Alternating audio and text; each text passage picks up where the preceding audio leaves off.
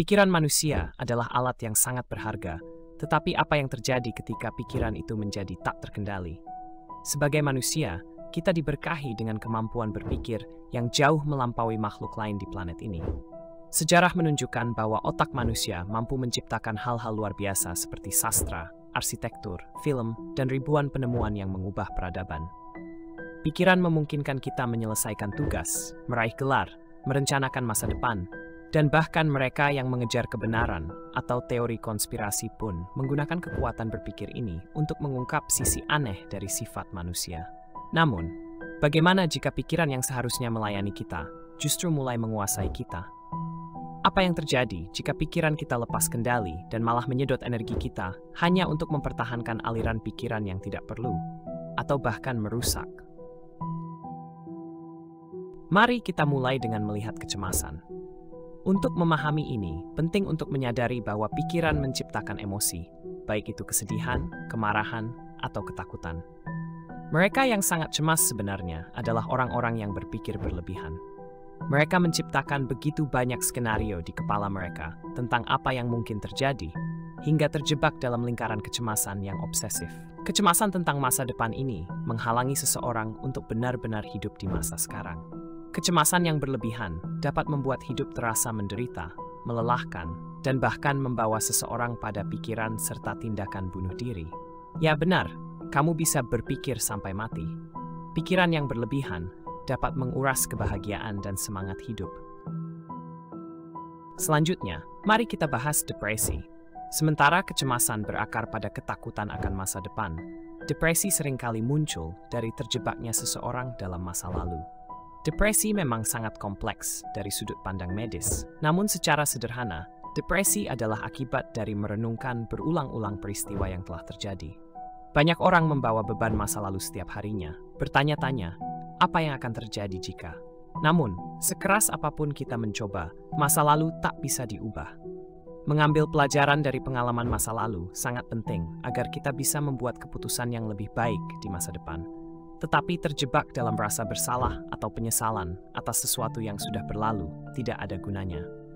Sama seperti kecemasan, depresi juga bisa memicu pikiran bunuh diri atau tindakan destruktif.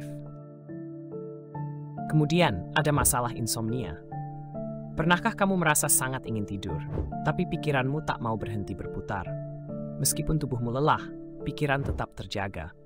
Banyak orang mencoba memaksa diri untuk tidur, namun itu hampir tidak pernah berhasil, karena tidur adalah proses alami yang tidak bisa kita kendalikan sepenuhnya dengan pikiran. Pikiran yang terlalu aktif, terutama yang dipenuhi kecemasan tentang tidak bisa tidur, bisa menyebabkan insomnia. Ini adalah kondisi yang berpotensi berbahaya, karena tidur sangat penting untuk kesehatan dan kemampuan kita berfungsi sehari-hari. Insomnia sering muncul bersamaan dengan kecemasan dan depresi. Salah satu gejala yang umum adalah terbangun sekitar pukul 4 pagi dan tidak bisa kembali tidur, meskipun kamu baru tidur selama 4 atau 5 jam. Untuk bisa tidur dengan baik, pikiran kita harus benar-benar rileks dan tanpa kesadaran bahwa kita sedang mencoba tidur. Amthasol agent, ayuh atat. Terakhir, mari kita bahas tentang kelumpuhan dalam bertindak. Berpikir terlalu banyak dapat membuat seseorang tidak mampu mengambil keputusan.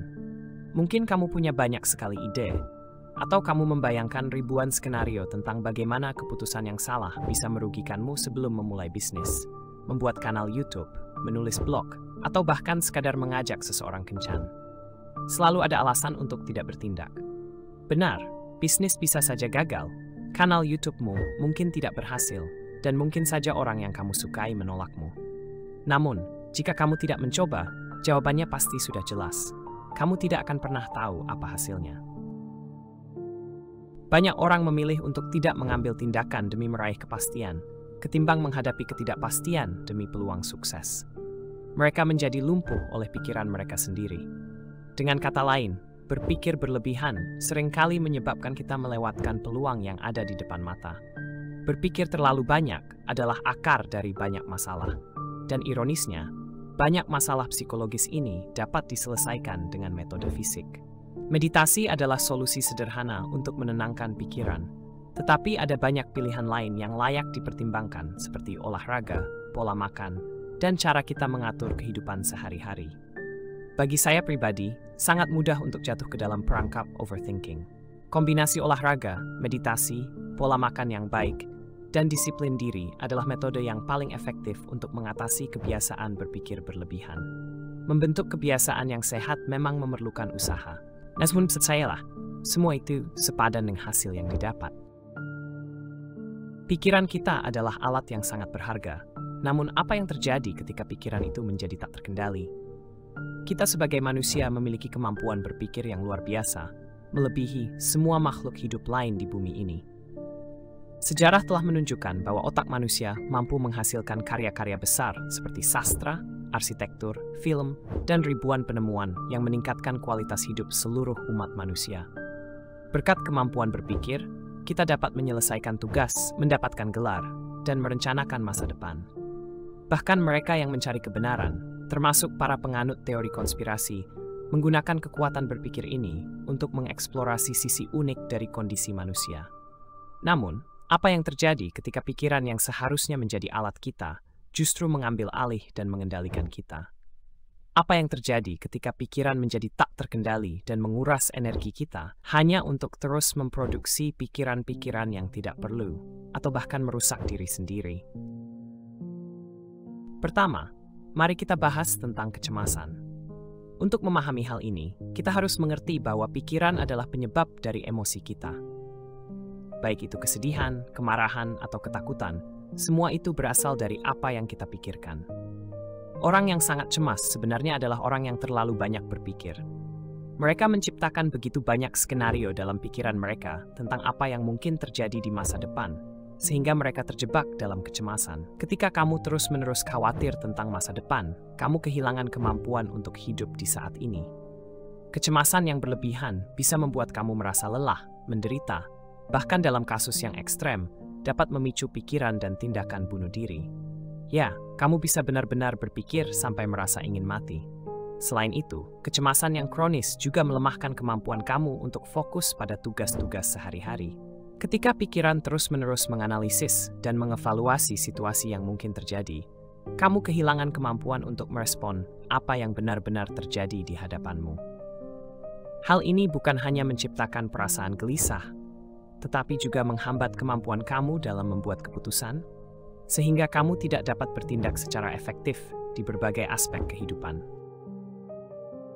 Ketika kecemasan berlangsung lama, baik tubuh maupun pikiran akan menjadi lelah, hingga menyebabkan hilangnya energi dan berujung pada gangguan kecemasan kronis. Selanjutnya, mari kita bahas tentang depresi.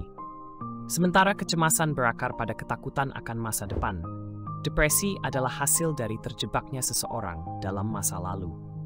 Depresi memang sangat rumit dari sudut pandang medis, tetapi dari segi pikiran, berulang kali merenungkan kejadian-kejadian di masa lalu hanya akan membuat penderitaan semakin dalam.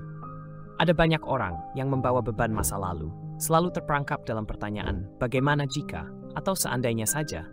Namun, tak peduli seberapa keras kamu berusaha, belajar dari pengalaman masa lalu untuk membuat keputusan yang lebih baik di masa depan adalah hal yang sangat berharga. Tetapi tenggelam dalam pikiran tentang hal-hal yang sudah terjadi adalah tindakan yang sia-sia. Sama seperti kecemasan, depresi juga bisa memicu pikiran negatif, dan jika tidak dikendalikan, dapat menyebabkan tindakan bunuh diri. Salah satu dampak dari berpikir berlebihan adalah gangguan tidur atau insomnia. Pernahkah kamu merasa tubuh sudah lelah, tetapi pikiranmu tetap terus berputar tanpa henti? Kamu ingin tidur, tapi pikiran-pikiran tak henti-hentinya muncul di kepala. Banyak orang mencoba memaksa diri untuk tidur, tetapi itu tidak pernah berhasil, karena tidur adalah proses alami yang tidak bisa kita kendalikan. Ketika pikiranmu terlalu aktif, terutama jika kamu cemas tentang tidak bisa tidur, hal ini bisa memicu insomnia. Insomnia adalah kondisi yang sangat berbahaya, karena tidur sangat penting untuk menjaga kesehatan mental dan fisik kita. Ketika kita tidak tidur dengan cukup, kita tidak akan mampu berfungsi secara optimal keesokan harinya, yang pada gilirannya akan memperburuk kecemasan dan depresi yang mungkin kita rasakan. Gejala lain yang sering muncul bersamaan dengan insomnia adalah terbangun di tengah malam, misalnya pukul 4 pagi, dan tidak bisa kembali tidur. Meskipun kita baru tidur bro. Selain itu, ada masalah lain yang sering muncul dari berpikir berlebihan, yaitu kelumpuhan dalam mengambil keputusan. Mungkin kamu pernah mengalami situasi di mana kamu punya banyak ide, tapi tidak tahu harus memulai dari mana. Atau mungkin kamu terlalu khawatir tentang kemungkinan membuat keputusan yang salah. Sebelum memulai bisnis, membuka kanal YouTube, menulis blog, atau bahkan hanya sekedar mengajak seseorang berkencan, kamu mungkin sudah membayangkan ribuan skenario negatif. Memang benar, bisnismu bisa gagal, kanal YouTube-mu mungkin tidak berhasil, dan orang yang kamu sukai mungkin menolakmu. Namun, jika kamu tidak pernah mencoba, jawabannya pasti adalah tidak. Banyak orang lebih memilih tidak bertindak daripada menghadapi risiko kegagalan. Mereka merasa lebih aman dengan tidak melakukan apa-apa, tetapi kenyataannya mereka sedang melewatkan banyak peluang yang mungkin bisa menghasilkan jawaban ya. Kelumpuhan ini tidak hanya menghilangkan kesempatan, tetapi juga menurunkan semangat dan motivasi untuk hidup.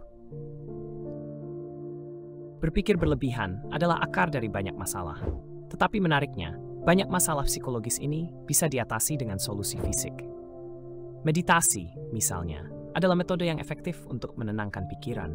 Selain itu, olahraga, pola makan yang sehat, dan cara kamu mengorganisir kehidupan sehari-hari juga sangat berpengaruh. Secara pribadi, saya menemukan bahwa kombinasi antara olahraga, meditasi, pola makan yang baik, dan disiplin diri adalah cara terbaik untuk mengatasi overthinking. Membangun kebiasaan sehat memang memerlukan usaha, tetapi percayalah, hasilnya sepadan dengan usahanya. Terima kasih sudah menonton video ini. Jika kamu merasa konten ini bermanfaat, jangan lupa untuk like, share, dan subscribe untuk mendukung channel ini.